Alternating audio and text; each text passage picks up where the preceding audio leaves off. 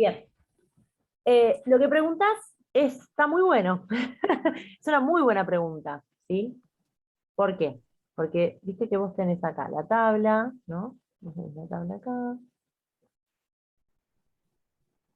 Bastante fea, pero bueno. Sí, total. Bueno. Entonces, nosotros cuando hacemos las uniones químicas, ¿sí? Las hacemos con lo que se llaman los elementos representativos. ¿Cuáles son los elementos representativos? Mira, bueno, son estos que están acá, o sea, estos dos grupos, que son el grupo 1 y el grupo 2 de la tabla, ¿sí? O sea, el grupo 1A y grupo 2, para que tengo que meter gente. Un segundo, ¿eh? A, ¿estamos? O sea, con el grupo 1A, con el grupo 2A, y acá tenemos, ¿sí? Al grupo 3A. O sea, si vos me seguís con la tabla, 3A, acá está el 4A, acá está el 5A, acá está el 6A y acá está el 7A, ¿sí? Y acá está el 8A. Bien. Estos se llaman elementos representativos, ¿sí? Y estos. Y el hidrógeno también. Ahora, vos tenés otros elementos que están aquí, por ejemplo, vamos a ponerlos acá, así, estos, ¿sí? Estos elementos se llaman elementos de transición, ¿sí? Y los que estaban acá abajo, viste que yo nombré hace un rato, los que están acá abajo, ¿sí? Estas dos hileras que están acá abajo, estos se llaman elementos de transición interna, ¿sí? O sea, estos elementos de transición y estos elementos de transición interna, ¿generan uniones químicas? Obvio que sí, por supuesto que sí, obvio que sí. Acá vos tenés, como vos nombraste, el hierro, el vanadio, el cobre, el cadmio, o sea, obvio que generan uniones químicas, por supuesto. Eso quiero dejarlo bien claro, ¿sí?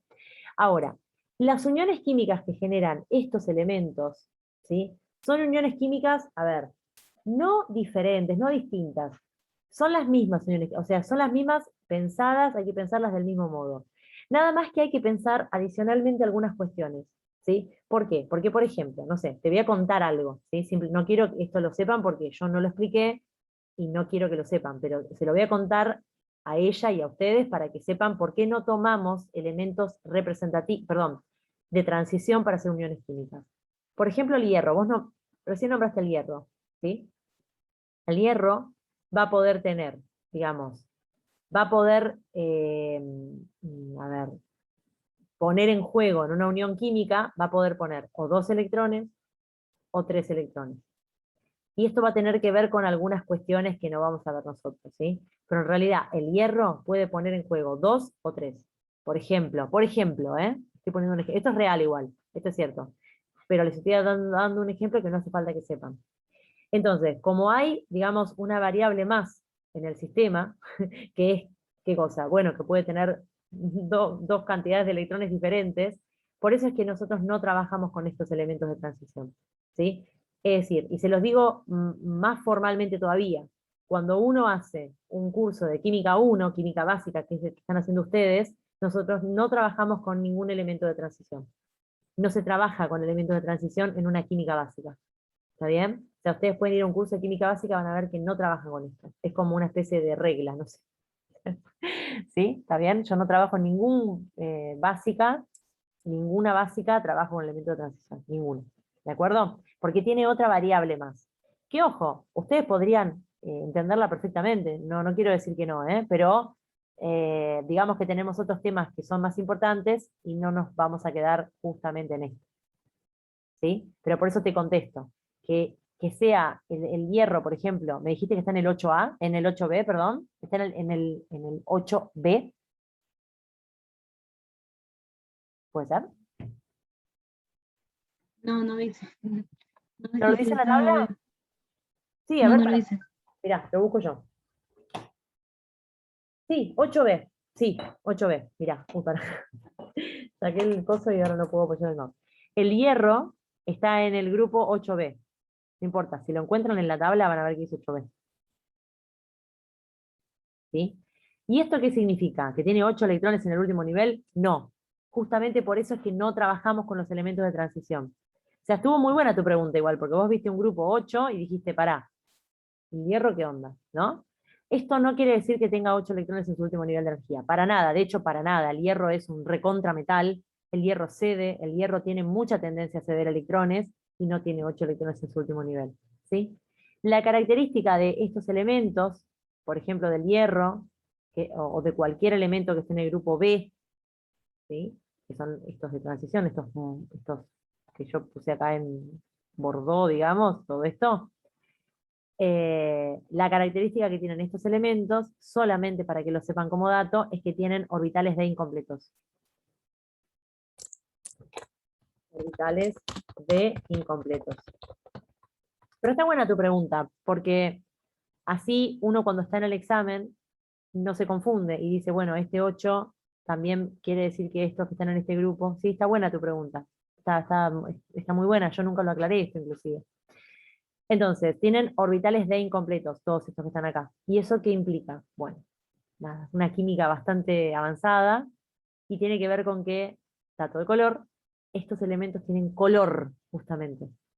Estos elementos que están acá presentan colores. El hierro, ustedes lo conocen, es rojo, el cobre es celeste. O sea, estos elementos que están acá presentan colores. En cambio, si ustedes se van a los elementos del grupo 1 y 2, son todos blancos. Son todos opacos y blancos. ¿Sí? O sea, como súper aburridos. El sodio, el potasio, el litio, el calcio, el magnesio. Son como aburridones, digamos. ¿Sí? Todos estos que están acá, los representativos. En cambio, estos, como tienen orbitales D incompletos, y ahí sí que no les voy a decir por qué eso genera color, porque es un quilombo, pero eso genera color. ¿Está bien? Por eso que el hierro tiene color, el cobre, el cadmio, todo eso. ¿De acuerdo? ¿Me creen todo lo que les dije? Sí, profesor. Bien, perfecto. Bueno, no me acuerdo, no me acuerdo dónde estábamos. No me acuerdo qué estábamos hablando cuando me preguntaste esto. ¿Te acordás que estábamos hablando? Bien. Bueno, Estábamos hablando del hidrógeno, de por qué no cumple la regla del octeto. perfecto. Bien, estábamos hablando del hidrógeno. El hidrógeno, entonces, recuerden que no cumple con la regla del octeto, lo repito así muy rápidamente, porque tiene un solo orbital S. Y ese orbital S no puede tomar 7 electrones, ¿no? No puede tomar 7 electrones y el hidrógeno, si se queda sin su único electrón, no es que tiene un orbital anterior con 8 electrones. No lo tiene.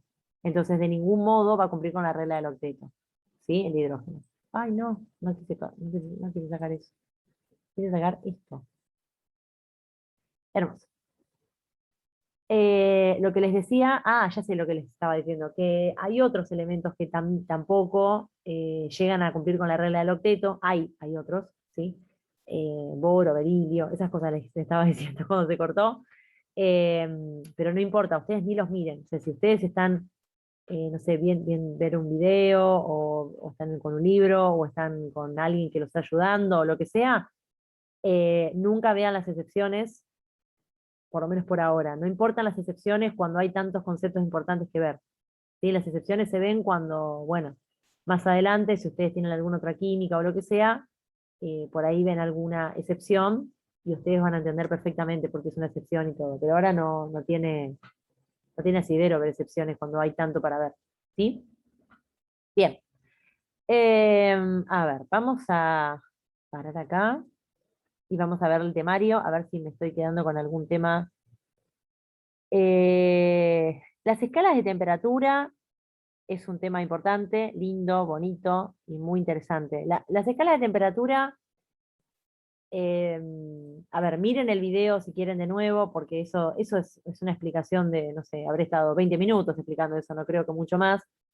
Eh, Recuerden, digamos, de las escalas de temperatura, como conceptos importantes, que las escalas son arbitrarias. Es decir, cada escala utiliza, por ejemplo, una sustancia diferente. ¿Sí? ¿Se acuerdan que era el agua, por ejemplo, para la escala de Celsius? ¿Sí? La escala Kelvin era una escala absoluta, ¿se acuerdan que no tenía negativos? ¿Sí? Entonces, recuerden cuál es la lógica de cada escala y que las escalas son relativas.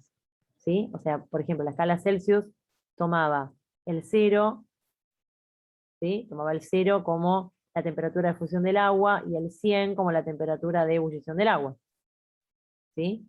Y la escala Kelvin tomaba, ¿se acuerdan? El 0 Kelvin era el número más pequeño, knockout, parece que dijera acá. Va, no, ok, en realidad.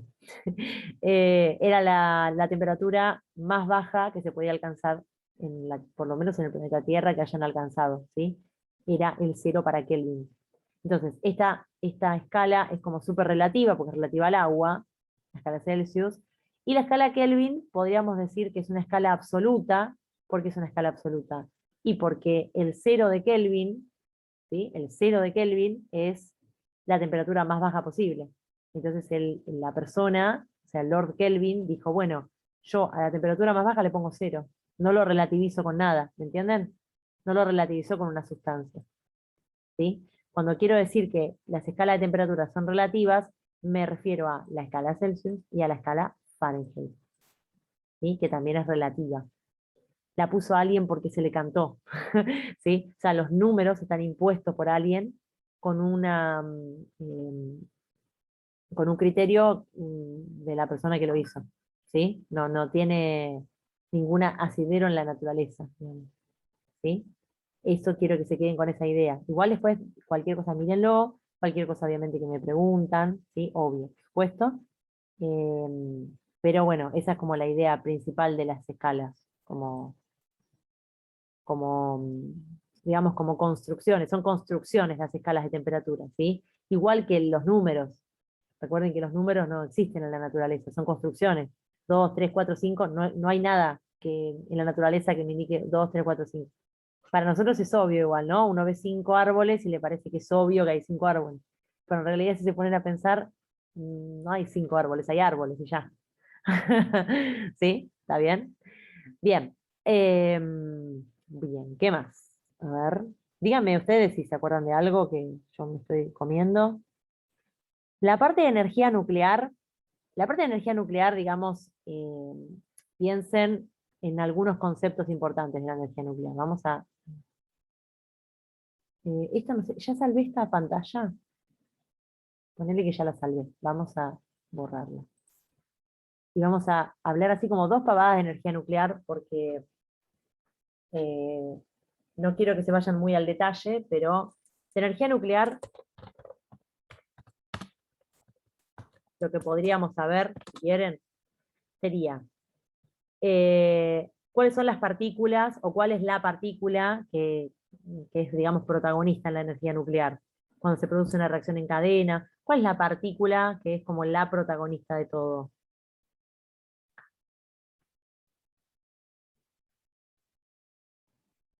El neutrón, Bien, el neutrón, ¿sí? Perfecto. Ustedes recuerden que nosotros teníamos varios tipos de radiación, ¿sí? O sea, se podían irradiar partículas positivas, ¿se acuerdan? Las partículas alfa, se podían irradiar electrones, que eran partículas que eran electrones que salían del núcleo, no eran electrones que salían de los orbitales, ¿sí? Se podían irradiar solamente neutrones, ¿sí? O sea, se pueden irradiar varias cosas, ¿de acuerdo? La partícula más importante que se irradia, para mí, a mi criterio, en la energía nuclear, perdón, es el ¡Ah! Neutrón quise poner. Neutrón. Es el neutrón, ¿sí? Que es la partícula que al fin y al cabo va a salir de un átomo pesado y va a impactar en otro átomo. ¿Está bien? Es la famosa bullet de la serie, ¿sí? La bala. Estaba lleno de balas, bueno, listo. Una bala sale de un átomo y va a impactar en otro átomo, ¿sí? Y de ese modo se va produciendo la reacción en cadena, ¿sí? ¿Recuerdan? O sea, esto creo que nunca hice este dibujo igual, creo, me parece. O sea, este es un elemento pesado que libera un electrón. Ese electrón va a impactar en otro elemento. Este elemento se va a disociar, ¿sí? Y va a liberar otro neutrón, y así. O sea, esto es una reacción en cadena, ¿sí? Se va haciendo cada vez más grande la reacción. Este dibujo creo que no lo hice nunca. Y la reacción en cadena es lo que le da origen a la energía nuclear, de hecho, ¿sí? O sea, todo esa emisión de neutrones y choque de neutrones con otros núcleos pesados. Recuerden lo que es un núcleo pesado, eso es importante también. Núcleo pesado. Núcleo pesado viene de un átomo pesado también, ¿sí? ¿Qué significa un núcleo pesado, un átomo pesado? Nada más y nada menos que un átomo muy masoso, es decir, un átomo que tiene mucha materia en su núcleo, ¿sí? Que tiene mucha masa. Entonces, imagínense que lo más energéticamente favorable para él es irradiar, es decir, es eliminar partículas, ¿sí? Para quedar en un estado energético más favorecido para él, ¿sí? Entonces, un átomo pesado es aquel, digamos, candidato a irradiar neutrones u otras partículas, ¿sí? Bien. Recuerden qué es lo que generan los tipos de radiación, ¿sí? Qué es lo que genera la radiación alfa. Recuerden que era una radiación muy inocua, muy tranquila. Después estaba la radiación beta, que eran esos electrones que salían del núcleo. Recuerden que no eran los electrones clásicos, no eran estos. Eran electrones que salían del núcleo, ¿recuerdan? ¿Sí? Por procesos de transformación, digamos. ¿Sí? Y después teníamos las partículas gamma, que las partículas gamma ya eran radiación, totalmente radiación, eran rayos, ¿sí? Los famosos rayos gamma, y los rayos gamma son complicados, ¿sí? Son muy ionizantes, son bastante destructivos, provocan muchas mutaciones, ¿de acuerdo? O sea, esto también es como conveniente saberlo, ¿sí? También estaban los rayos X, ¿sí? Que ustedes ya los conocen, los hermosos rayos X, que se llaman así porque, no sé si se los conté, pero se llaman así porque los encontraron, no sabían qué eran. Entonces dijeron, bueno, ya fue, le ponemos rayos X, qué sé yo, ¿no? Como una incógnita, como rayos X, ¿sí? Bien, esto con respecto a energía nuclear, y bueno, y todo lo que pudiéramos haber hablado. No sé, se me ocurren estas ideas que son las que me parecen más centrales acerca de la energía nuclear, ¿sí? Después recuerden que cuando yo tengo un núcleo en una central nuclear, ¿sí? Lo que yo tengo son un montón de mecanismos para tratar de bajar esa gran temperatura que se produce por toda esa colisión de núcleos, obviamente, ¿no? Entonces el núcleo está rodeado de barras, ¿sí? Una de las grandes, digamos, absorbedoras de energía y de neutrones es el agua, primeramente, por eso que está está muy rodeado de agua el núcleo. Si se acuerdan de la serie Chernobyl, uno de los problemas fue con el agua, bueno, que el agua tomó parte del núcleo, tomó parte con el núcleo, o sea, se juntaron y ese agua quedó toda contaminada, ¿sí? Eso fue un problema. Y después tiene barras de boro, ¿sí? Tiene barras de boro, que si se acuerdan de la serie también. El boro es como que capta los neutrones y en algún punto los desactiva. Entonces el núcleo está todo rodeado de un montón de barras de contención, que lo que hacen es contener esa gran cantidad de energía que se genera, ¿sí? Y bien canalizada esa energía, obviamente que lo que va a hacer va a generar vapor. Esta es la lógica de la energía nuclear, es básica, es re básica, ¿sí? O sea, genera vapor, el vapor mueve turbinas, ¿sí?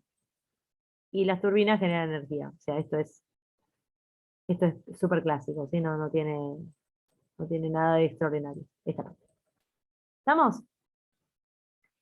Esto es más o menos lo que puedo recordar así como más importante, ¿sí? Puede ser que me esté comiendo algo, pero más o menos es esto.